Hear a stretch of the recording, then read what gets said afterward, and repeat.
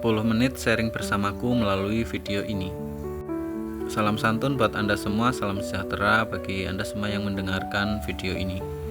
Pada sesi ini saya akan membahas sedikit tentang hal-hal yang berkaitan dengan non-medis ya, tapi saya ingin membuat hal yang berbeda daripada video-video yang sebelumnya.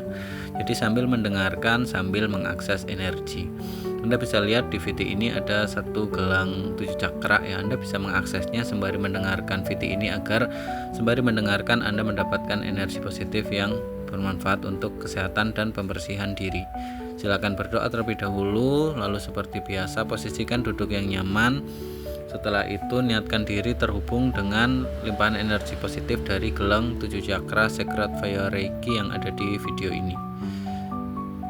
Ikhlaskan dalam hati dan biarkan energinya mengalir apa adanya sembari Anda mendengarkan video ini sambil bersantai.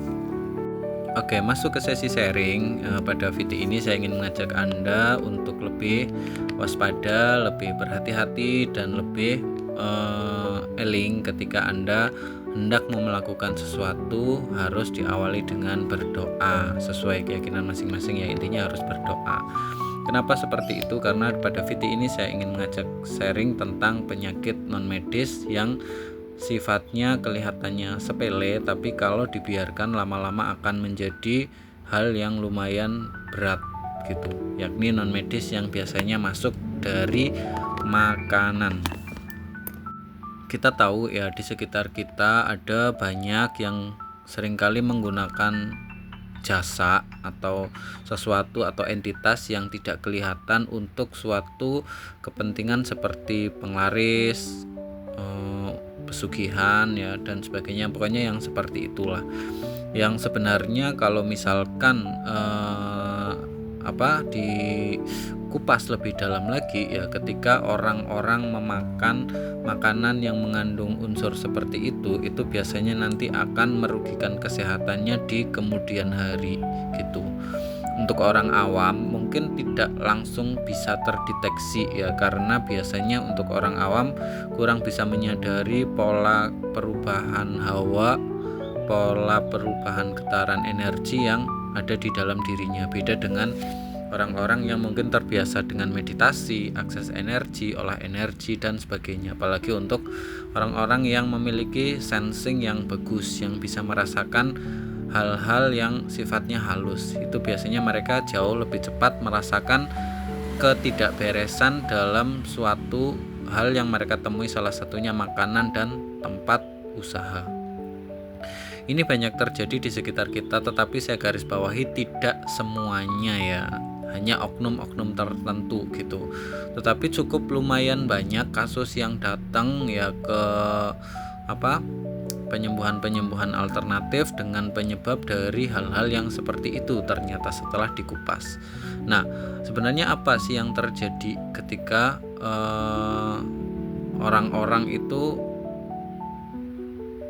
makan makanan yang seperti itu?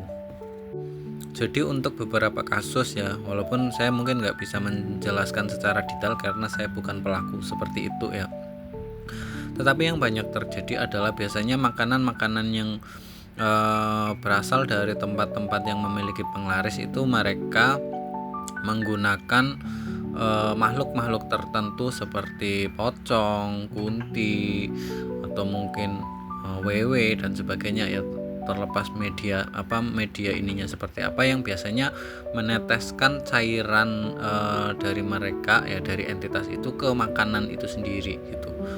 Makanya seringkali ada indigo yang kadang jadi nggak nafsu makan karena lihat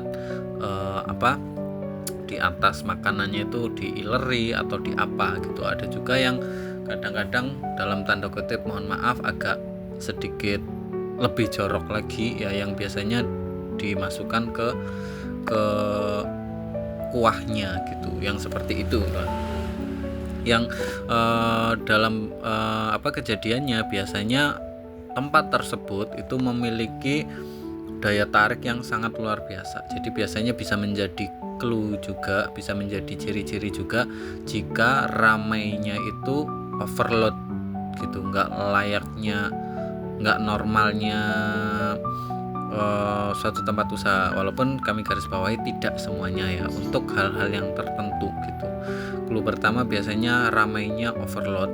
Terus yang kedua, ada perubahan rasa ketika di take away, dibawa pulang gitu. Antara dimakan di tempat sama dibawa pulang terjadi perubahan rasa yang sangat drastis. Itu beberapa clue yang sangat umum ya, yang bisa dikenali.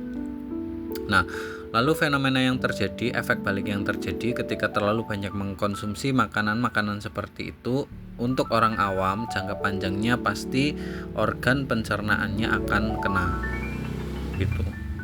Tapi untuk orang-orang energi yang mungkin terbiasa meditasi dan sensitif, biasanya nggak lama dari setelah makan makanan tersebut bisa ke muntah ya, muntah seketika. Bisa juga di situ sakit perut, langsung diare gitu. Ada juga yang langsung jatuh sakit untuk orang-orang yang sensitif terhadap hal-hal yang seperti itu. Tetapi untuk orang-orang awam biasanya efeknya itu nggak seketika, nggak sespontan itu gitu loh, karena mereka tidak menyadari sedini mungkin untuk adanya hal-hal yang tidak beres itu tadi. Tetapi untuk jangka panjangnya itu pasti ada, khususnya di organ pencernaan yang pastinya nanti lama-lama terganggu. Plus biasanya di situ ketika terlalu sering terkontaminasi makanan yang seperti itu akan berimbas pada emosional yang meledak-ledak gitu loh, atau gampang salah paham, gampang frustrasi, gampang mentok dan sebagainya gitu. Lalu sisi lain lagi juga menimbulkan kecanduan biasanya, dalam artian pengen makan ke situ lagi dan ke situ lagi seperti itu. Nah, lalu bagaimana kalau misalkan ternyata sudah sering makan di situ, orang awam ya sudah sering makan di situ, terus baru menyadari bahwa pakai hal yang nggak logis sudah lama gitu loh. Apa yang harus dilakukan? Nah, mungkin bisa dicoba beberapa ikhtiar seperti mandi air garam ya, yang mungkin bisa dicampur daun kelor atau daun bidara gitu. Jangan lupa selalu berdoa ya, berdoa agar di situ ada bimbingan dan perlindungan Tuhan Yang Maha Esa kepada kita dalam sesi tersebut. Atau Anda juga bisa datang ke praktisi healer ya, para master healer yang di situ mereka biasanya melakukan bakti sosial untuk penyembuhan dan pembersihan, karena biasanya hal-hal yang seperti itu akan cepat sekali bentrok energi dengan energi keilahian yang dipakai oleh para praktisi penyembuh. Salah satunya melalui video ini. Mungkin bagi kamu yang tidak mengikuti dari awal, coba putar video ini dari awal, benar-benar dari awal, lalu ikuti tutor yang tadi ada disampaikan di awal. Siapa tahu dari pancaran energi dari gelang P7C ini bisa membantu proses pembersihan yang mungkin tanpa disadari kita juga terkontaminasi hal seperti itu. Ciri-ciri ketika kita mungkin terkontaminasi hal-hal yang seperti itu biasanya ketika pengaksesan energi ilahi atau sesi terapi seperti menggunakan garam, itu di situ kita bisa terasa panas atau bahkan langsung mual ke muntah gitu. Ada juga yang mungkin perutnya terasa nggak enak seperti dikocok-kocok ya, terasa nggak nyaman pada sekujur bagian tubuh, mungkin bisa ke sakit semua.